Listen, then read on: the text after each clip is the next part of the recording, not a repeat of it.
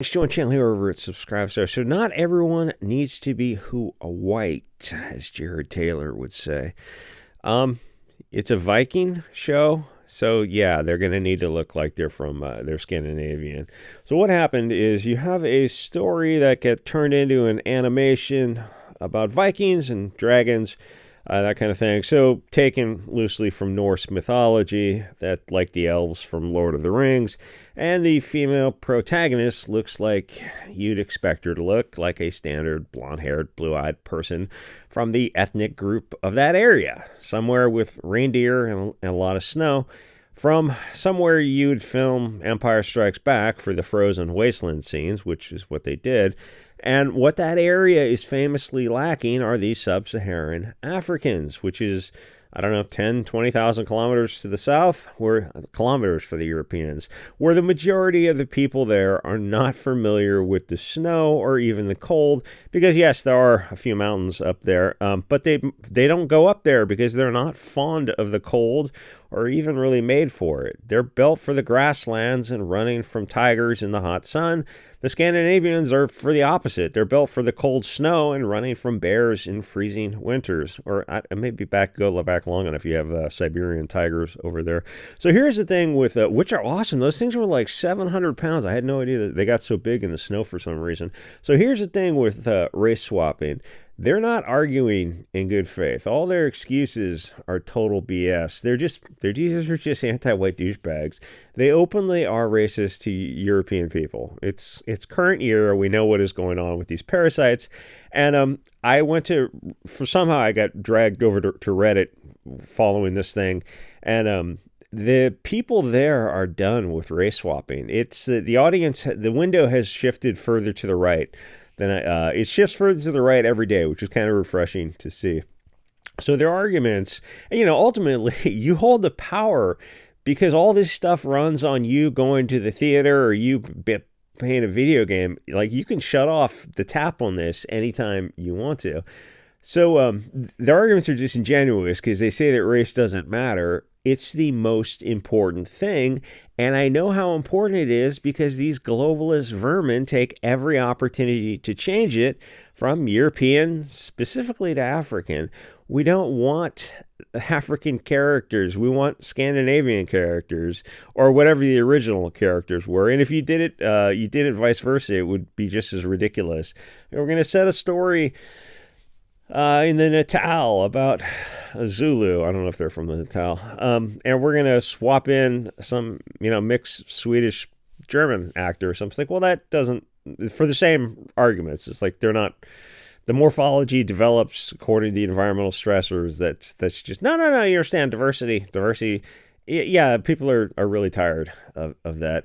So ultimately, you just don't have to give these people your money, but that's kind of passive. It's important to be more active in getting online and just crapping all over these people. But you can be passive aggressive when you do it online. So you can spread the word to other people that they don't have to watch this woke anti-white monkeypox either. Every $1 billion Hollywood loses, an angel gets his wings. And since the Wu flu caused the huge, like, billions of dollars in loss, and it started to bounce back, and then it dropped off again for some weird reason, because Hollywood is biblically evil, and they worship Moloch, and who knows, without the U.S. aid to subsidize them, a boycott might actually have some effect. I was kind of thinking about that. What's it going to look like if that USAID money flow really does get shut off? Because a lot of it went to Hollywood and Hollywood type of projects. Like Politico is just one small example, but Reuters Media, and I'm sure a lot of it also went to film companies as well, anywhere that you could push a narrative. And the really disheartening thing is, you think like, oh my God, things are so much worse than I thought, and they are, is, the Dems, the left-hand side. Yeah, but the Republicans stood back and let it happen. You're saying they didn't know? That means they're negligent. No, they knew. This is just intentional. They're just war pigs at the trough. They are all just getting paid.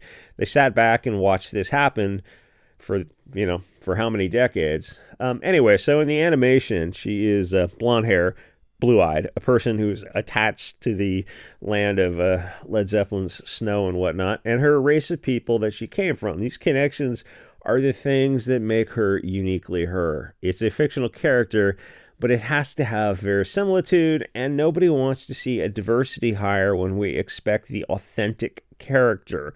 Everyone knows what Vikings look like. Vikings and Scandinavians are special and unique to the story that is being told. It's based in the mythology of the people of Europe who are special and cannot be replaced. Any replacement is a step down because blonde-haired, blue-eyed women are special. It's ultra rare. Most of the world all looks vaguely similar because in terms of descriptions, you can just say, well, darker hair, eyes, and skin. That's commonplace. And commonplace is the opposite of special. No offense. So that's kind of part of the definition of the world and of the word. And it's only due to massive propaganda via a lifetime of globalist media brainwashing that people think, what's her name? Is it Zendaya or something? She played Mary Jane in Spider-Man. They're trying to make her think she was in Dune and a bunch of other crap. They think people think, if you think she belongs on the screen, no.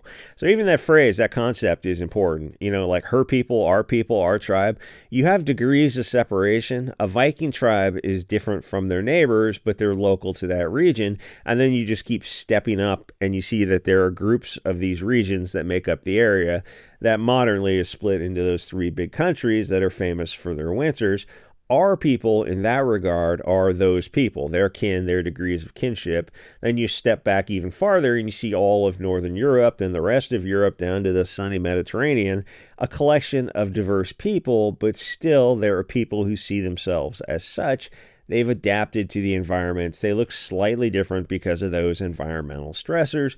But the story is rooted in the Vikings, which up until this current cultural Marxist retelling would be represented accurately by using actors who at least look like they belong, not a diversity hire who was hired because she's not blonde-haired, blue-eyed. She's just there to own the Chad Nazis who are not going to watch. A kid's show is a little bit different, though she was also in that video game show, The Last of Us, I think. And oddly enough, she replaced another blonde-haired, blue-eyed character. So none of this stuff makes sense if you examine it financially. Jim Jones didn't make sense either until you realize, well, it's a religion or a cult or what. Funny thing about Jim Jones is it was a diverse group that he talked into either self-deletion or some of those might have had some help in being self-deleted. It's just some videos. Night Nation Review did a cover it on Odyssey. It's a gruesome story. Anyway, so one of their arguments is the actor they chose was the best for the role. That's known as a lie. The best actor for the role would be somebody ethnically from the area. It's no coincidence that specifically black actors are chosen to blackwash blonde and red-haired European characters. Their argument is always BS. They just hate European people. The best actor to play a Scandinavian-based character is someone who looks like they would fit in. And, it's weird that we have to say something so obvious. Why not just make everyone black, Chinese, and Mexican? Why not replace the dragons with helicopter gunships?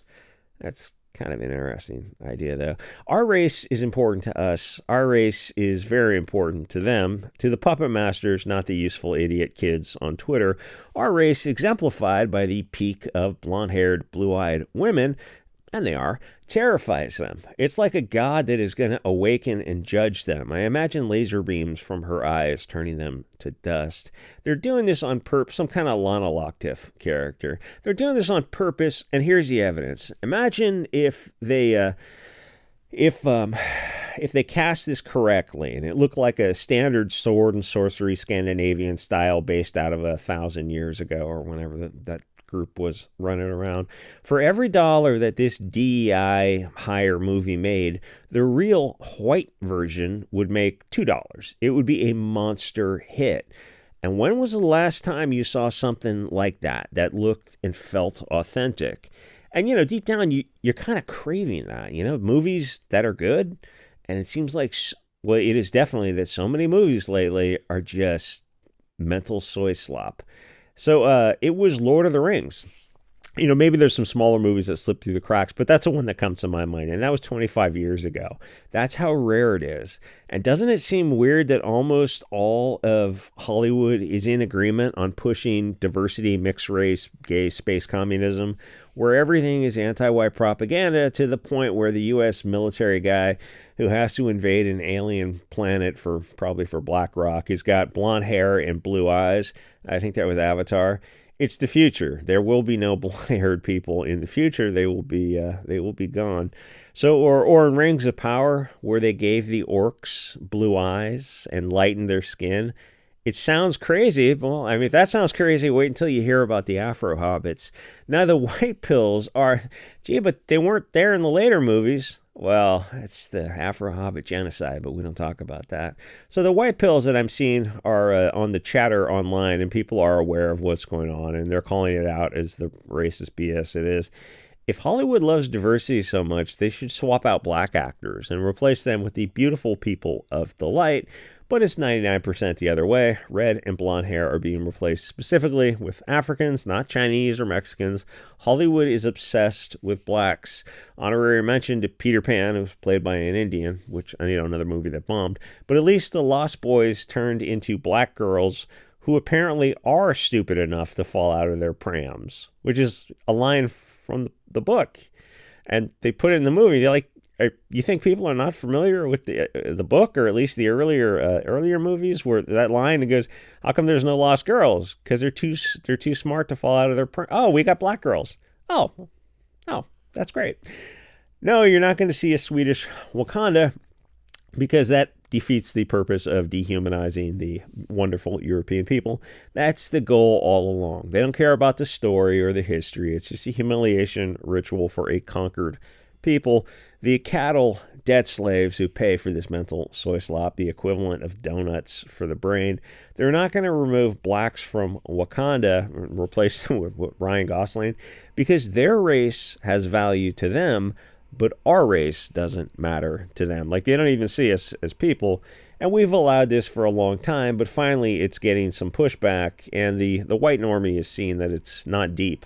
Hollywood is just legitimately racist. It's just that they're anti-white, which is something that your average liberal and kind of MAGA normie has to get their head around. That, oh no, there are these people who hate you just based on your ethnicity. It's like you're gonna have to come to terms with that.